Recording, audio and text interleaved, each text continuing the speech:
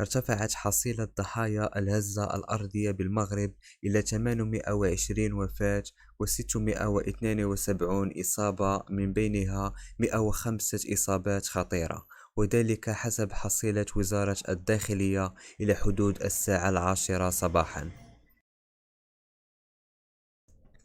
لم يشهد المغرب منذ عام 2004 كارثة مماثلة، عندما ضرب زلزال بقوة 6.3 درجة مدينة الحسيمة الساحلية، في حين كان أسوأ زلزال شاهده المغرب في العصر الحديث عام 1960 بالقرب من مدينة أكادير الغربية، وأدى إلى مقتل ما لا يقل عن 12 ألف شخص.